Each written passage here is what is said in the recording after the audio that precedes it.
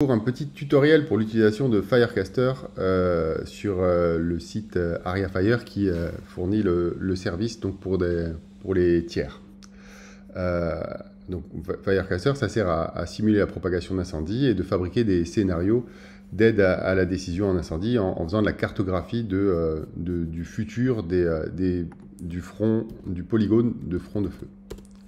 Alors, la première chose à faire, c'est d'aller sur la page firecaster.ariafire.com et c'est la page d'entrée en fait de l'API Firecaster. L'API Firecaster, il y a une documentation qui est ici pour l'utiliser sous forme d'API, donc pour intégrer la simulation incendie à votre solution d'aide à la décision ou à votre site ou à votre service.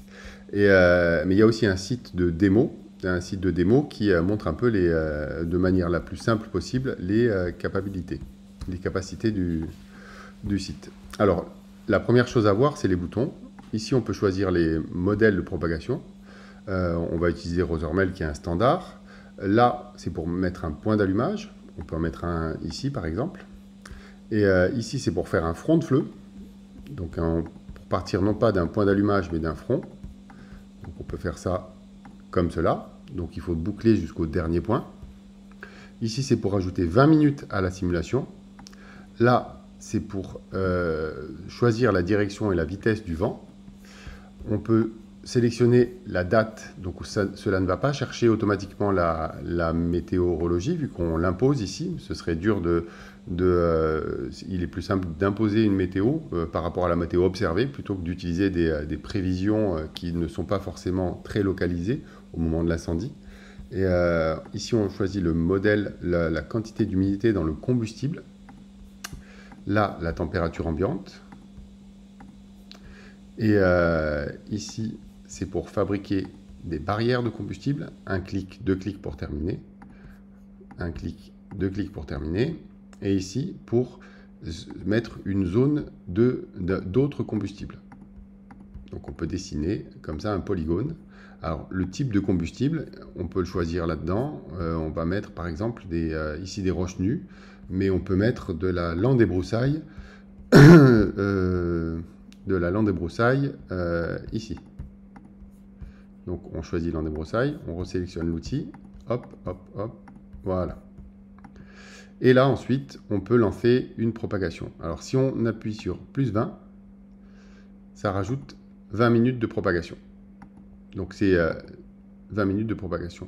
Si on fait la petite icône play, ben, ça permet de lancer la propagation en boucle pendant un certain temps. Donc voilà, la simulation est à ce moment-là lancée sur le serveur d'AriaFire. Donc si je mets la vitesse de propagation forte de l'autre côté, voilà, c'est en direct, la simulation se continue. Et on voit que donc les zones sont prises en charge, hop, jusqu'à ce que, comme on est en mode démo, donc la version gratuite, on peut faire un nombre d'états limité de simulation. Et pour cela, ben ensuite, voilà, on voit quand même que la barrière de combustible a été prise en compte, tout comme la zone de non-combustible.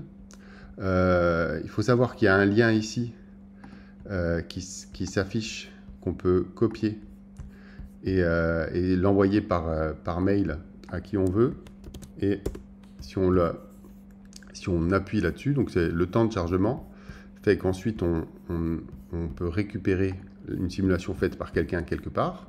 Donc c'est le lien unique vers une simulation. Donc ça, c'est un lien qui permet de retrouver la chose, que cette simulation-là, eh bien, on peut la rejouer directement avec cette frise synchronoptique. Et aussi qu'on peut télécharger le fichier KML qui va se présenter ensuite sous cette forme. On a la puissance, donc on voit bien la puissance qui a fortement augmenté dès qu'on a mis un fond très fort de l'autre côté. Et pareil, voilà, donc ça se passe sur Google Earth directement, où on peut faire la lecture de la simulation avec un trait toutes les heures et des traits intermédiaires toutes les 20 minutes.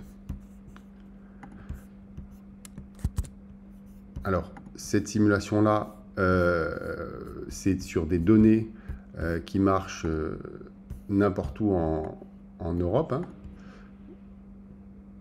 Donc on peut s'amuser, par exemple, à refaire l'incendie qu'il y a eu en Grèce, à Athènes, donc ici, avec un vent comme cela. Voilà, je lance une simulation. Pendant la simulation, je fais des barrières de combustible. Et on voit qu'elles sont prises en charge, donc on peut fabriquer tout un scénario, mais aussi partager le scénario éventuellement par Internet avec des liens avec des autres. Enfin, juste pour terminer, donc cette interface est basée sur le code ForFire, qui lui est open source, donc toutes les recettes, et c'est complètement transparent la façon dans laquelle c'est fait.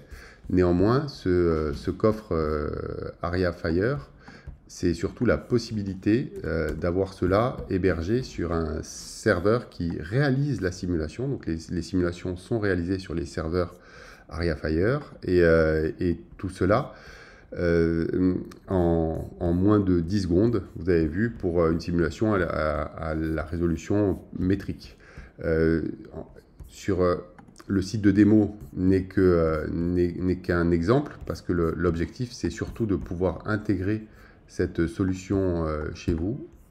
Et cela se fait avec une API, avec plusieurs endpoints, et en demandant une clé API directement à info@ariafire.com, avec éventuellement, donc pour l'instant, ces clés de démonstration sont gratuites, mais ne permettent que 3 heures de simulation, mais après on peut voilà, imaginer d'autres types de services. Merci.